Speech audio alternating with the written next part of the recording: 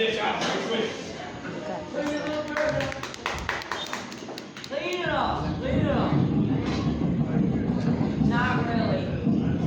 That's what dry sex sounds like. Yeah, it sounds hard. Alright, guys, we're going to go ahead and keep this thing rolling right along. Right now, we're going to go ahead and bring to the stage Jesse Barron!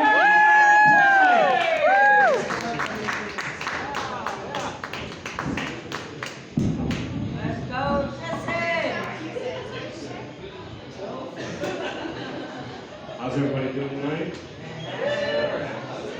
Let me just go ahead and dampen your expectations right now. I'm not as good as the first two. This is my first time being up on stage.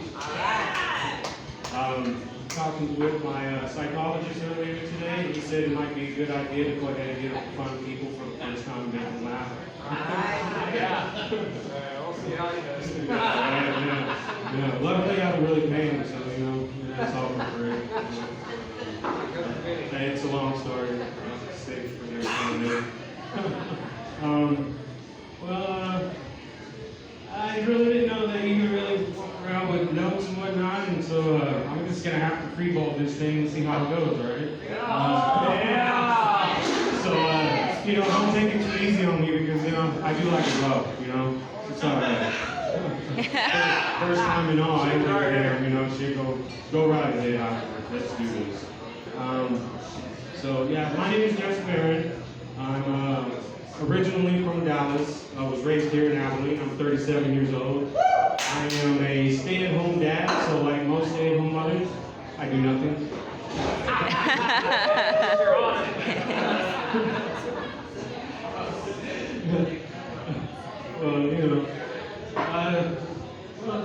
Let me just tell you about my day this morning. I do nothing. 6 o'clock this morning, I woke up. First thing, try to get a little bit of me time, meditate. Can't meditate for shit. Just start jerking off. After about 30 seconds, I still have about 29 minutes to still go. I have to fucking lay back and go back to sleep, and snooze for about 4 fucking times. I'm supposed to wake up the kids, my wife. I don't know, we're always late, because, I don't do nothing.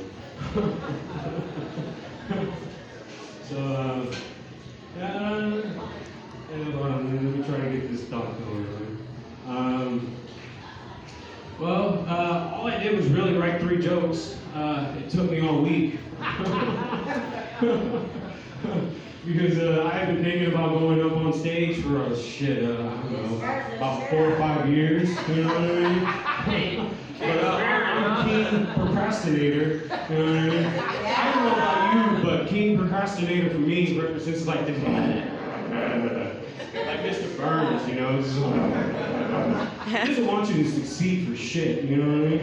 He doesn't want you to get up on time, be at work 30 minutes early so you can look like you're some kind of professional so you can move up the ranks, right? No, keen procrastinator just says, hey, snooze about 6 fucking times. It's okay, dude.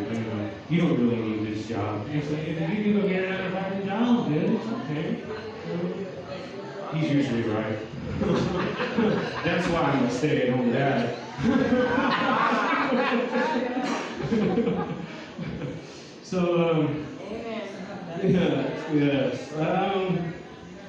The 3 jokes, right? I'll get to those in a minute. Okay, so again, the three jokes. It took me all week to write them, because I don't do anything. Here goes the first one. You really paying attention? Yeah. Do you really appreciate the fullness of the situation right now? Because this is my first professional job. I could become big time. And you're going to be here witnessing this joke.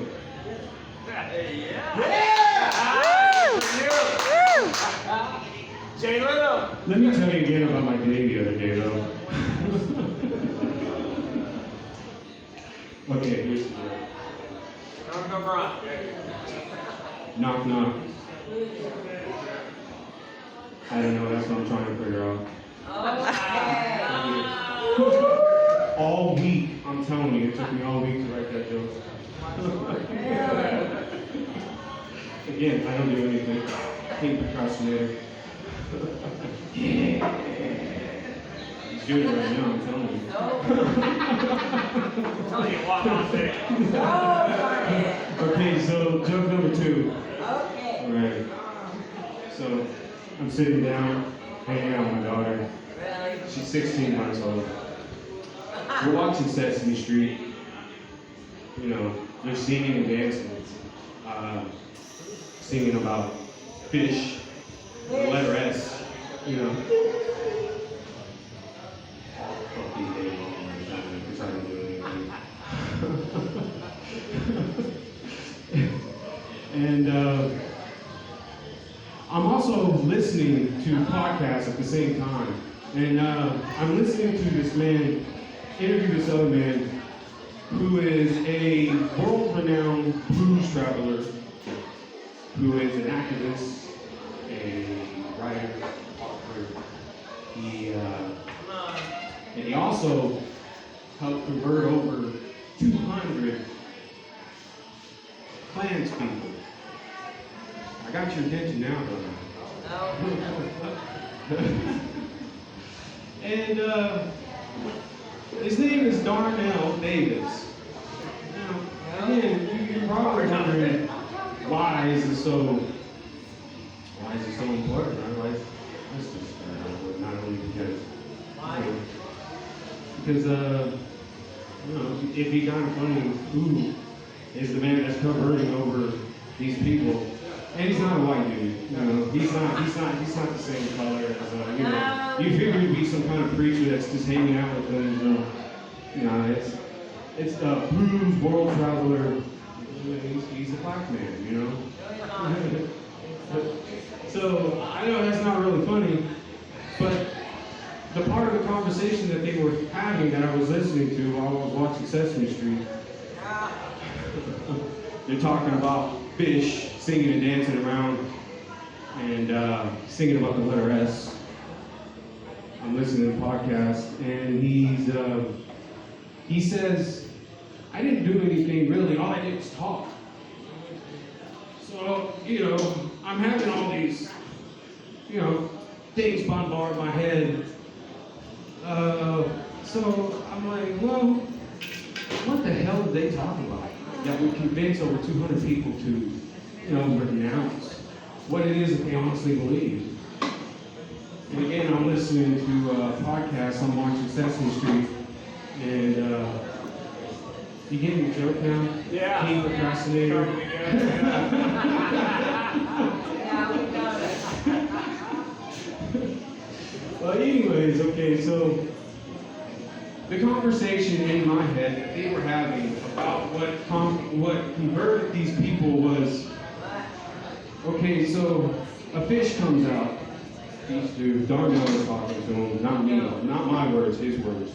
Okay? He says, hey, if you believe in evolution, what color do you think that fish was when it came out? Yeah, I don't know. Well, I'm pretty sure for the fish is probably darkest because you know, he doesn't want to have to peel his skin all day long and look like a potato. Again, his words, not mine. You know, he's having this full conversation, which I can't really get into because we got really heated. Okay? We got really heated. And in case you didn't know, that was a thumbs up. I'm doing all right. I'm feeling okay. You guys are doing really great and waiting on this joke to finish and get the punchline. I'm gonna get there eventually. And so the conversation keeps going, and it gets really deep and complicated. It starts talking about the universe and all this stuff, you know, souls and all that. It's very deep. And I start coming back into reality. And the daughter looks over at me and says, "Damn, Daddy, that must have been some dank ass weed."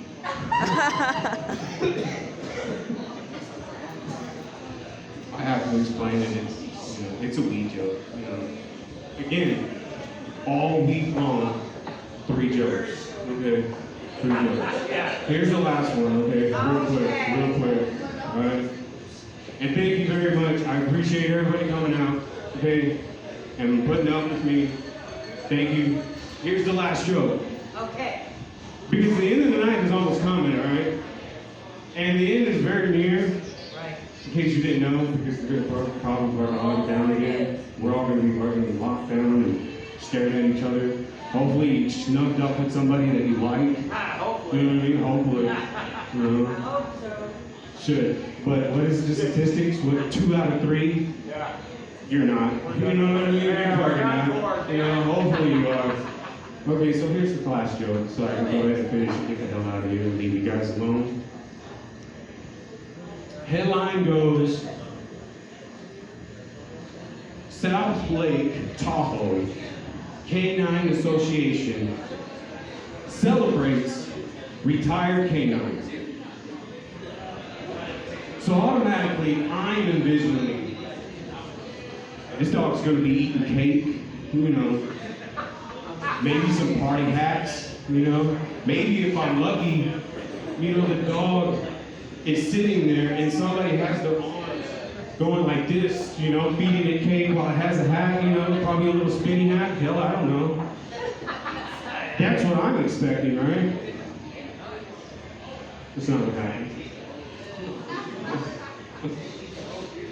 I pressed play on this video that is supposed to be celebrating retirement that I think is supposed to be cake. There's not. There's 2 rows of officers standing at salute. There's fucking bagpipes going and playing on in the background. You hear nothing but crying and fucking sobbing. People are just like,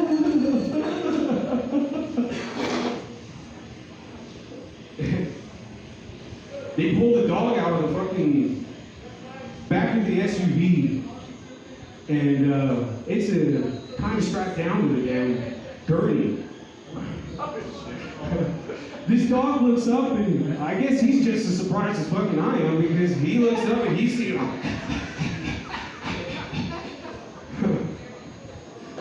I think he's thinking celebration too. That's not what everyone else is thinking. So they continue to strap this dog in. One of the people see that this dog is looking up at him and his tail is wagging, so it's like, oh shit, I gotta tuck his tail. I gotta make sure his head is not wagging too much. So they continue. Wind pipes are still playing in the fucking background. You know, it's getting pretty serious indeed. Because they continue to take this dog into the back, which is supposed to be a celebration that this dog believes that he's fucking going to. That's not where he's going to. We know it. The dog doesn't fucking know it. It's pretty messed up.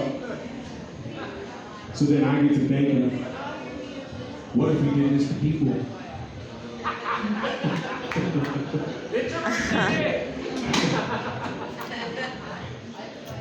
Come on, man. We're gonna take you somewhere. No, not yet. Well, if you want to come, shit, you can come too if you want, shit. You can get in the car if you want to. You want to come in the car? But, so, you get your friend, he's fucking excited, he thinks he's going to a party. He's jumping, yeah. Party. And you're just like, that's right, friend, you are. He shows up. 2 rows of fucking officers standing at salute. Windpipes playing in the background. Goddamn people crying and shit left and right. And he comes out and he's like, hey, it's still a party, right? You about to find out. They strap him up into the goddamn gurney and he's still thinking, oh shit. This is still a party, right? Where's the cake? Where's the cake? Shit. Where's the party party hats? Where's the fucking Sting hat? You're about to find out, buddy. Remember that $500 challenge? I guess we just call it even. Imagine how many people, since Cyrus really so fucked up, since everybody thinks Cyrus so fucked, how many people do you think would line up for this little party? Two rows of fucking officers standing at salute, fucking windpipes playing in the background, everybody saluting, people crying. How many crazy ass people do you think would line up and say, hey, I'm ready, let's party? They're just partying up. Yeah.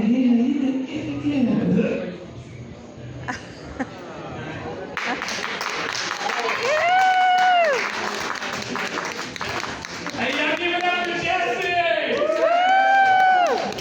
Hey, so I told him I wasn't gonna say it was his first time, but